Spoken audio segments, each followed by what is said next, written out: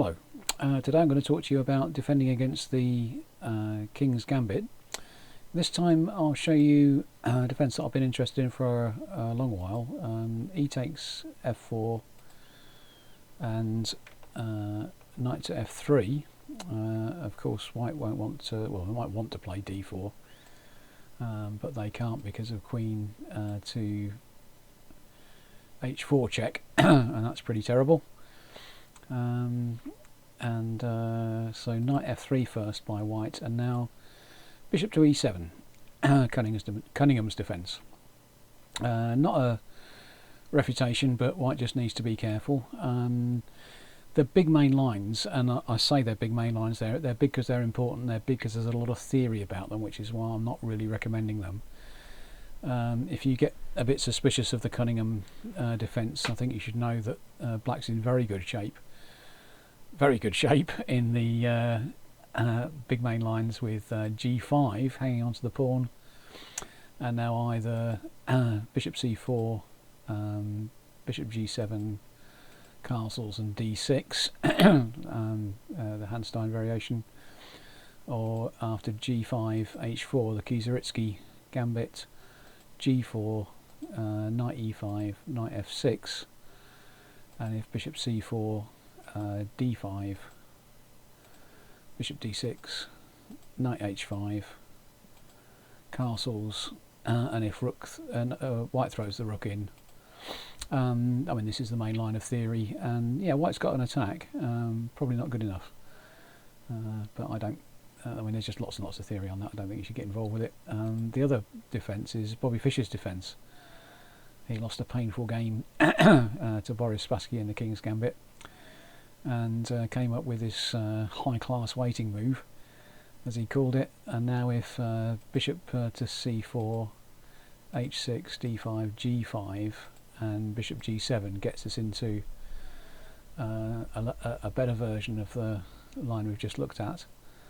And if d4, there's quite a nice variation, g5, and now if h4, g4, and white doesn't have the same opportunities to advance in this position.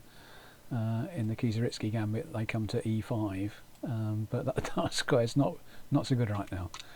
And moving it to g5, it can't get anywhere else, so it's going to be lost. So white usually retreats with knight to g1. Very funny position. It looks like both sides have forgotten how to move pawns. But queen f6, f5, fine for black. Lots of theory though, so let's go back to the Cunningham.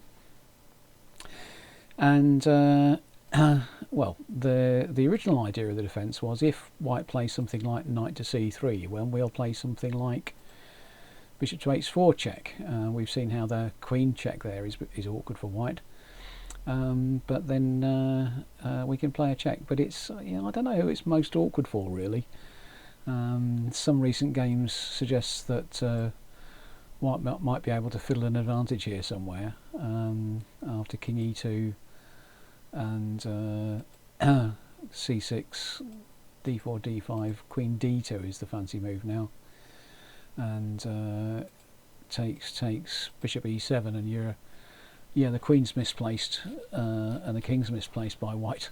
Both of the royal couple have moved forward, one in front of the bishops, but black's still quite a way behind in development, and I'm not sure you can hang on to that pawn on f4 for much longer. So that's the line if you like it. But knight c3, I think just knight f6, I think it gives about an equal game, and black should be fine. If d4, d5, and now if takes and takes, then bishop d3,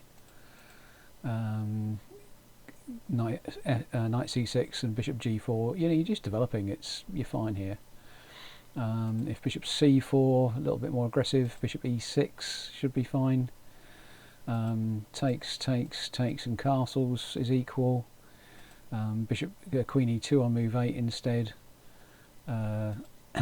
Takes on c3, takes on c4, and now actually we will play our bishop check.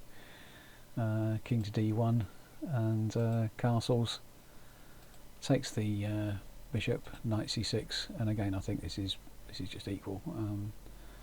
White's a little bit disorganised, but any attack by queen b5, queen c8, and I think black's fine. If instead after d4, d5, bishop d3, take a couple of times on e4, and now bishop to d6, an important move in our line, defending the f pawn, and if castles, knight d7, queen d6, h6, moving the h pawn out of trouble and denying access to the the g5 point.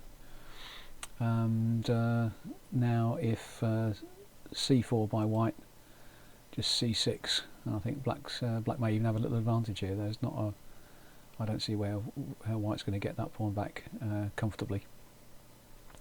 So that's the perhaps the old main line with knight to c6, but these days mostly white plays bishop c4 on move 3 after after bishop e7.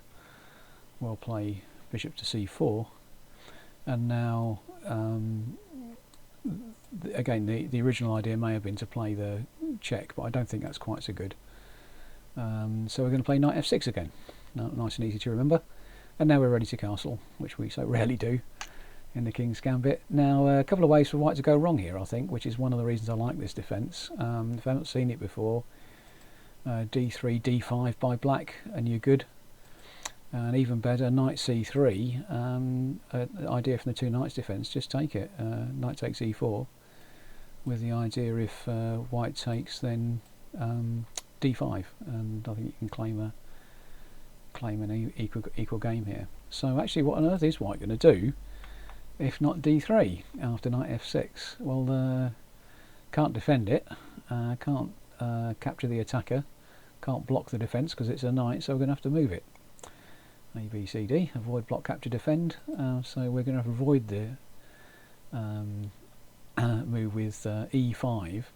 And now black's idea is knight to g4. A little bit of pressure on the pawn, but mainly the idea is that white can't play here h3 because of bishop g4. This is just awful. King in, knight f2 takes, knight g3. I mean, this is just winning for black. Don't even bother with that. So instead of that, white should play something else on move 6. So instead of h3, white can try, what can he try?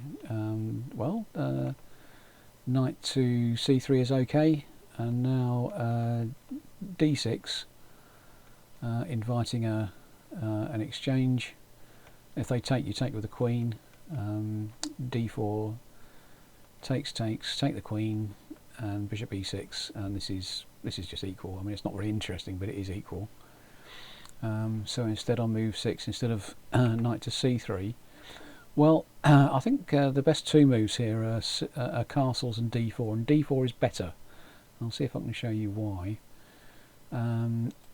If castles and then castles, black can play d4, d5, he takes d6 en passant, bishop takes d6, and again we've got this irritating defence of the pawn.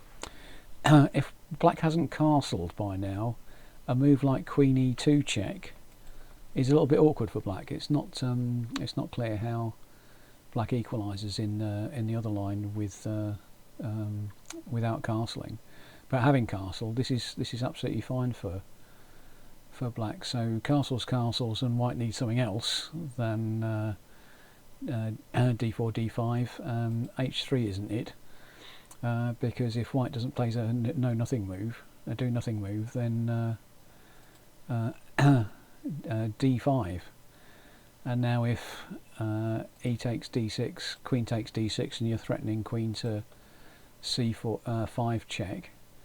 So d5, bishop to b3, and now c5, with the same sorts of ideas of chasing the bishop. If takes on g4, c4, bishop a4, b5, and now if queen takes, queen b6 check, and this is black's doing well. Black's doing very well.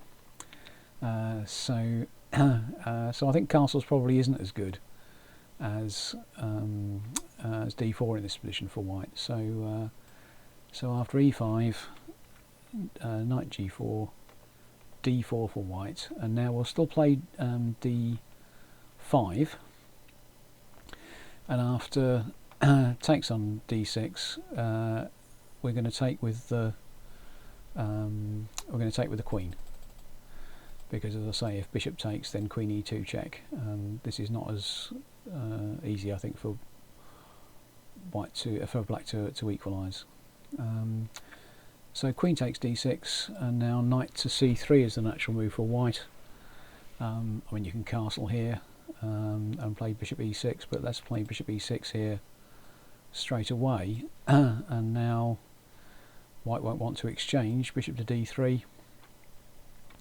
Plenty of moves to think about here. I mean, knight c6 is fine. Knight b5, queen d7. Now white can capture back on f4, but rook c8 is about equal. I mean, one of the ideas of this line actually is, having got the knight to g4, what you're going to do with it. Knight e3 is likely to pick up the two bishops at some point. Queen e2, knight c6, takes. Castle's long by white, and I think knight b4 hitting the bishop, hitting the other bishop. Rook fe1, rook he1 rather, and castle's long by white, black as well as white. There's nothing to be afraid of here for black. I think this is comfortably this is a comfortable game for black in the King's Gambit, and I think you can play with Cunningham defence with a lot of confidence. I hope you enjoyed that. Catch you next time.